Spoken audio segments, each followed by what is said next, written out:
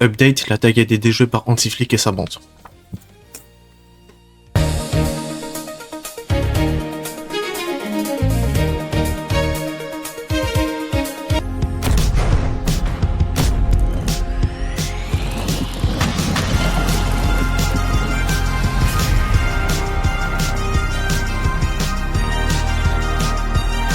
Salut tout le monde, aujourd'hui on se retrouve pour une toute nouvelle vidéo et aujourd'hui on se retrouve pour une vidéo débrief. Le Barça s'est imposé chez Retafe 2-0 et oui, vous l'avez bien entendu, le Barça s'est imposé chez Retafe.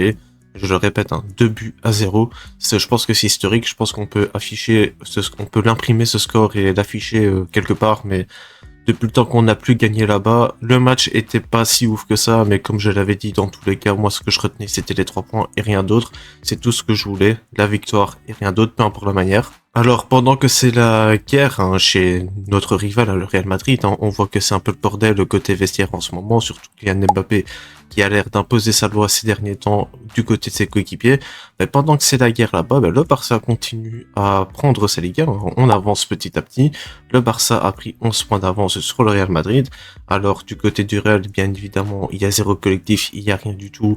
On le sait très bien, on l'a encore vu hier face au Betis, c'est le bordel là-bas. Mais bon les gars, le football ça se joue à 11. 11, t'as compris. 11 sur l'écart, 11. Et malgré toutes les tentatives de la part de Retafe pour nous empêcher de gagner ce match, le Barça a quand même réussi à aller gagner ce match 2-0, parce que je vais vous montrer un truc qui est sorti un petit peu avant la rencontre, et ça c'est assez lunaire. Donc, voici ce qui a été rapporté par Ligactu sur Twitter avant le coup d'envoi. Donc Retafe a décidé de ne pas arroser ni contre sa pelouse pour la réception du Barça. Le club madrilène préfère s'acquitter de l'amende prévue par la Liga plutôt que de favoriser le jeu catalan. Un jeu qui s'annonce très physique. Ah oui, là pour le coup on l'a vu, parce que Retafe, comme à son habitude, a joué plus de temps à faire des fautes que à jouer au football. De toute façon, est-ce qu'ils ont joué au football aujourd'hui? Ça je ne le sais pas trop. Parce que tout simplement, de ce qu'on a vu sur la rencontre, le Barça a dominé sans être très fort, mais le Barça a globalement gardé la balle, le Barça a roulé sur la rencontre, le Barça les a fait courir. On a vu Retafe qui a passé son temps à courir après la balle que toute autre chose. Mais bien évidemment, avant qu'on parle de tout ça, voici dans un premier temps le 11 qui a débuté la rencontre. Bon, voici la composition qui a débuté cette rencontre. Donc ici, on peut voir que c'était encore un milieu à 4. Je m'y attendais pas, moi, dans l'avant-match, comme je l'avais dit, vu qu'on allait jouer face à un bloc bas en face. Moi, je m'attendais plutôt à une compo offensive avec 3 attaquants. Mais Hansi-Flick a décidé de maintenir son système avec les 4 milieux. Et on va dire que sur la globalité, ça a très bien marché, de toute façon. Donc, c'était Firmino qui est aligné sur le côté gauche. Et Pedri et Gavi formaient le double pivot. Ça, par contre, j'ai bien aimé ce qu'ils ont fait ensemble aujourd'hui sur ce match-là. Et Lewandowski qui était en neuf. Donc en fait pour moi le bémol de cette rencontre, enfin surtout de cette première mi-temps, parce qu'il y a eu le premier but en fin de première mi-temps et le deuxième pendant la deuxième mi-temps, on va parler après de ça, mais on a vu que sur la première mi-temps, pour commencer, on a eu beaucoup de mal à avancer, c'était vraiment très dur, parce que Retafe jouait en 5-4-1, donc il fallait s'y accrocher, Franchement, il fallait vraiment s'y accrocher parce que on n'arrivait pas trop à trouver de solution. On a beaucoup fait tourner la balle en première mi-temps où il y avait très peu de mouvements par contre. Ça, c'était assez problématique. Surtout qu'en plus, on jouait seulement avec 2 attaquants. Rooney est aligné à droite. Et par contre, Rooney, c'était très compliqué aujourd'hui. J'ai pas du tout aimé ce qu'il a montré parce que Rooney, c'est contrôle, passe. À aucun moment, on l'a vu tenter une seule fois de partir en 1 contre 1 face à un défenseur de Retafe. Il a rien fait du tout aujourd'hui. Il a eu une situation en première mi-temps où il avait fait une belle combinaison avec Koundé. D'ailleurs, c'est la seule qu'il aura fait. Il aura fait une belle combinaison avec Koundé où il aura tiré à côté. Pareil pour Dani Olmo, qui aura eu une grosse situation en tout début de rencontre où c'était la seule fois où Retafe était monté haut sur la première mi-temps. C'était la seule occasion qu'on a vue nette. Donc Dani Olmo qui était presque en face à face, il a écrasé sa frappe et ça finit à côté. Ça aurait été ça un petit peu tout le long de la première rencontre. On aura eu très peu de solutions. D'ailleurs, ce que je n'ai pas aussi compris sur cette première mi-temps, et c'est un peu ça qui m'a frustré, c'est que on avait Lewandowski justement qui était là pour ce genre de système et que pour moi il convient mieux à ça. On a très peu joué avec lui et on l'a très peu trouvé dans la surface. Toutes les passes longues qu'on a tentées vers lui, c'était soit ça finissait dans les mains du gardien ou soit ça finissait en 6 mètres. Et ça c'est un peu dommage parce que dans un match comme ça, t'as besoin de ton numéro 9 justement, et ça n'a pas été le cas aujourd'hui. Mais bon, heureusement, on finira par trouver la faille en fin de première mi-temps, et ça d'ailleurs, l'action du but, j'ai très bien aimé, parce que c'est une récupération de Koubarsi qui il récupère dans les environs du milieu de terrain, je pense, donc c'est un tacle par Koubarsi, il récupère la balle, il sert Pedri, Pedri qui voit Fermin partir en contre, il sert Fermin sur une très belle passe. Hein. Pedri, la passe de fou qu'il a fait pour Fermin sur le but, c'était magistral. Fermin part en face à face, et du coup, ça fait but 1-0 pour le Barça juste avant la mi-temps. C'était vraiment l'opération parfaite, hein, parce que le plus dur était de mettre ce premier but, parce que encore une fois, en face, ça jouait en 5-4-1, et ça bougeait pas du tout là. Hein. À chaque fois que Retafe avait la balle et qu'ils essayaient de partir en contre, hors-jeu direct. Donc c'était l'une des seules fois où leur défense n'était pas regroupée, on a su bien en profiter, donc Fermin a claqué son premier but, et puis après on est parti sur la mi-temps juste après ça, donc l'opération était parfaite. Et donc ensuite on passe à la deuxième mi-temps, et ça continue à peu près pareil, le Barça continue à faire tourner la balle, Retafe passe plus de temps à nous courir après que toute autre chose. On les a bien fatigués à ce niveau-là, parce que la possession, évidemment, c'est la spécialité du Barça, donc du coup, on a réussi à garder la balle tout le long du match. Je pense que de tête, comme ça, on avait plus de 70% de possession sur l'ensemble de la rencontre, donc Retafe a pas touché la balle, et donc, comme je l'ai dit, la deuxième mi-temps continue exactement de la même manière que la première.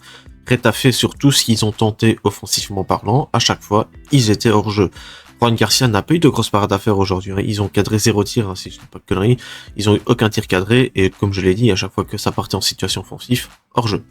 Donc, de notre côté, la défense a bien fait son boulot. Le pressing, on n'a pas dû en faire tant que ça, parce que comme je l'ai dit, Retafe n'a pas touché la balle.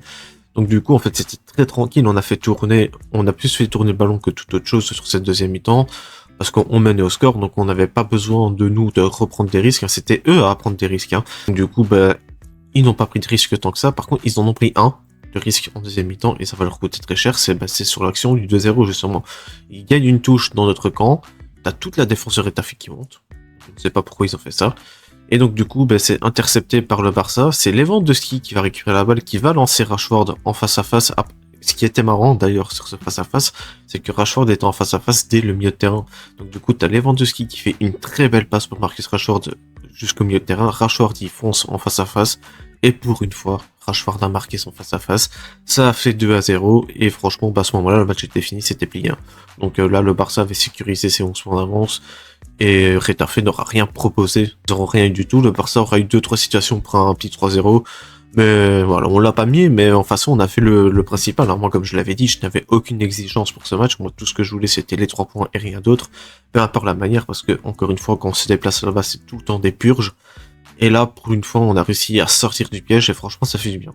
On a battu Retafe à l'aller 3-0, on gagne chez eux 2-0. On a fait le 6/6 contre eux, c'est la première fois depuis 2019. Donc il faut vraiment se rendre compte de cette stat. Hein. Depuis 2019, on n'a plus fait de 6/6 contre eux et on a réussi à le faire. Donc franchement, c'est magnifique. On va passer rapidement maintenant à mes top et flop de la rencontre. Donc les joueurs que j'ai pas aimé sur ce 11 de départ, parce que j'ai jugé que eux, en fait, parce que pour moi, tous les remplaçants aujourd'hui ont fait une très bonne entrée, donc je ne vais pas pour moi, côté remplaçant, il n'y a pas de flop. Donc du coup, dans les titulaires, en flop, je vais mettre Rooney Bargi. Pour moi, il est complètement passé à côté de sa rencontre. Alors c'était l'occasion rêvée pour lui de s'illustrer, surtout que c'est un match comme ça, où t'as l'équipe qui passe plus son temps à défendre que toute autre chose, tu devais te montrer. Et malheureusement, à chaque fois qu'il avait la balle, il jouait en retrait, c'était contrôle, passe. À aucun moment, on l'a vu tenter un dribble ou quoi que ce soit. Et ça, c'est vraiment dommage parce que justement, il doit profiter que Lamine Yamal est blessé, et c'est à ce moment-là où il doit s'illustrer, et malheureusement, ça n'a pas été bon pour lui. Il sera remplacé par Rashford, que Rashford aura fait une rentrée côté droit, et Rashford, lui, va marquer justement. Il n'aura pas marqué en étant du côté droit, il l'aura marqué en partant du côté gauche, mais c'est triste, parce que c'était un match où il devait s'illustrer, et malheureusement, il s'est pas montré du tout. L'idée aussi que j'ai pas du tout aimé aujourd'hui, c'était vraiment pas top de sa part, même défensivement, il nous a fait quelques frayeurs.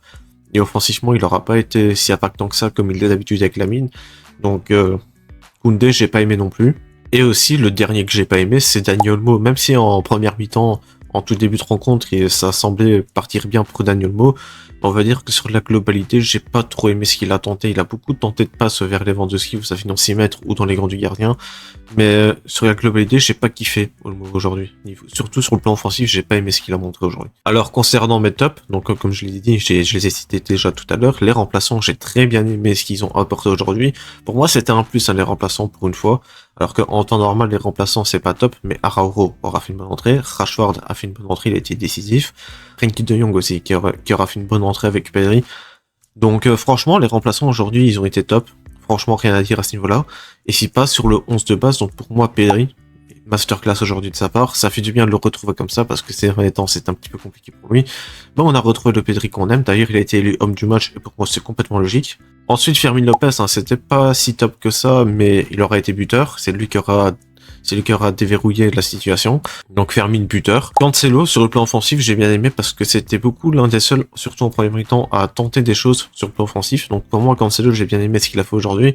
La défense, Cubarsí, Gérard Martin, hein, sur le rush de balle au pied, ça a été très important à ce niveau-là et j'ai bien aimé ce qu'ils ont montré.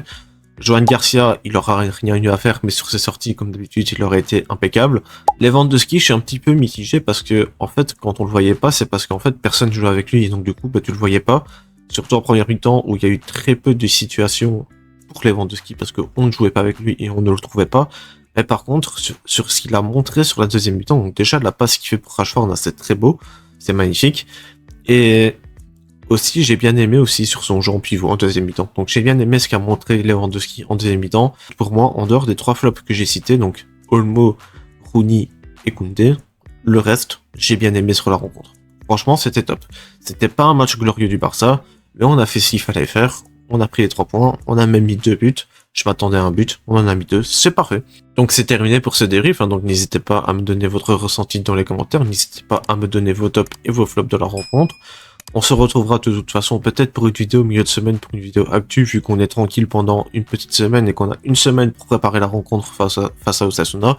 Je pense qu'il y aura une vidéo actualité qui sortira soit mardi ou mercredi, ça dépendra de ce qui sortira au cours de la semaine. Si jamais il n'y a pas d'actualité, qu'il n'y a rien de glorieux qui sort, dans tous les cas, on se retrouvera pour l'avant-match qui sortira vendredi contre Osasuna.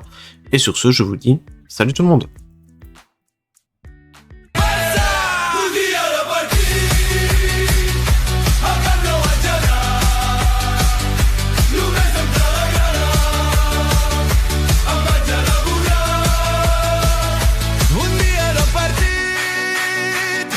El Camp Nou vaig anar